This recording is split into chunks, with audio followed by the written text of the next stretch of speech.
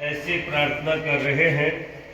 इतनी शक्ति हमें दे न दाता, मन का विश्वास कमजोर होना। हम चले नेक रास्ते पे, हमसे भूल कर भी कोई भूल होना। इतनी शक्ति हमें दे न दाता, मन का विश्वास दूर अज्ञान के हो अंधेरे, तू हमें ज्ञान की रोशनी दे। हर बुराई से बचते रहे हम, जितनी भी दे भली जिंदगी दे। बैर होना किसी का किसी से, भावना मन में बदले होना। हम चले नेक रास्ते पे, हमसे भूल कर भी कोई भूल होना। हम न सोचे हमें क्या मिला है, हम ये सोचे किया क्या है अर्पण। फूल खुशियों के बाटे सभी को, सबका जीवन ही बन जाए मधुवन। अपनी करुणा का जल तू बहा के, कर दे पावन हर एक मन का कोना। हम चले नेक रास्ते पे, हमसे भूल कर भी कोई भूल होना।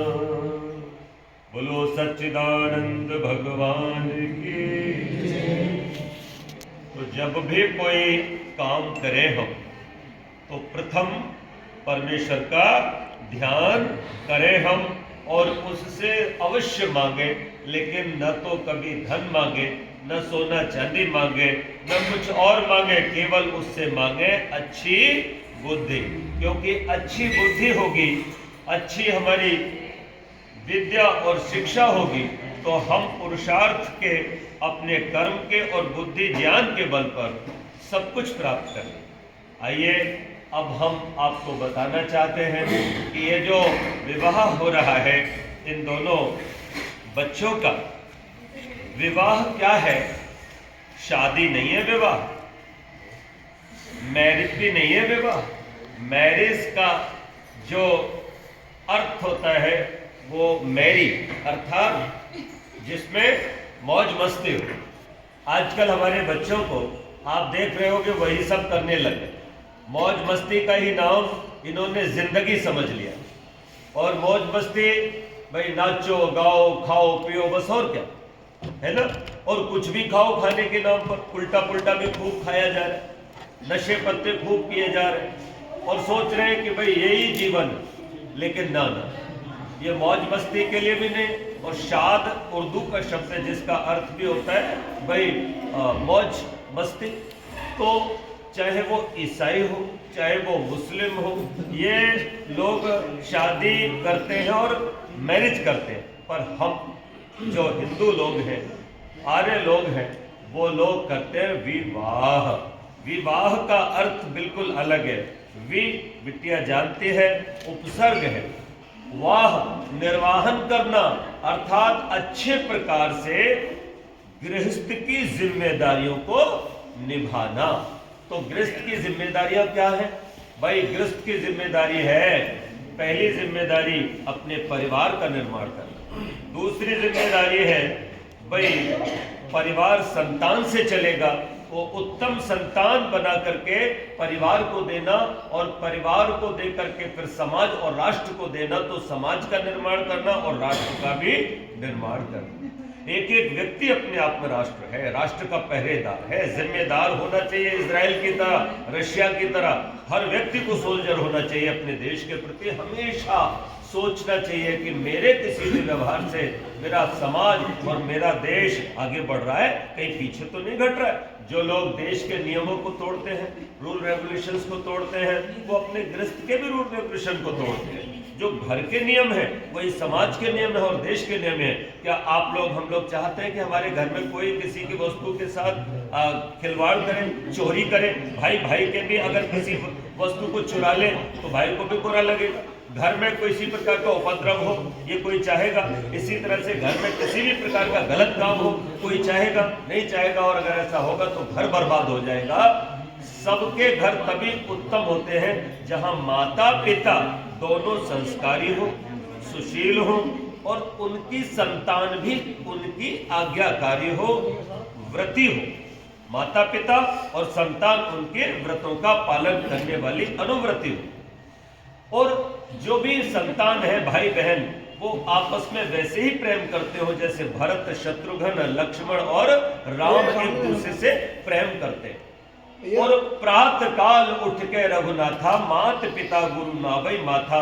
इस प्रकार से जिस घर में अभिवादनशीलता हो, एक दूसरे को आदर दिया जाता हो, प्रेम से बोला जाता हो, भाई वही तो व्यवहार घर को स्वर्ग बना देता है। तो यही व्यवहार समाज को अच्छा बनाता है, यही व्यवहार राष्ट्र को अच्छा बनाता है। तो विवाह गृहस्थ आश्रम में जाने का एक उपाय है, उपक्रम है।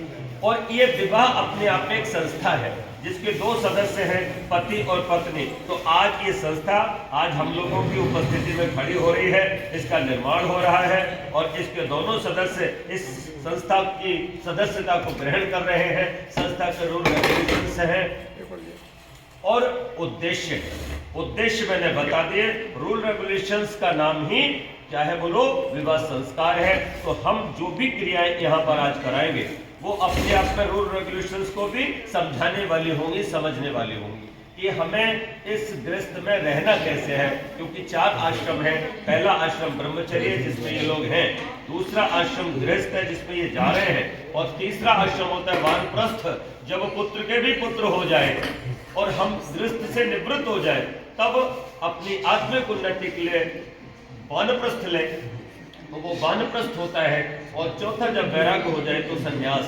तो ये 4 आश्रम, तो सब आश्रम गृहस्थ पे ही आश्रित है। इसलिए धन कमाना हो, संतान उत्पन्न करना हो, नाना प्रकार के व्यापार करना हो, जो कुछ भी करना हो वो यहीं पर इसी आश्रम में करना होता है। तो बड़ी जिम्मेदारी है।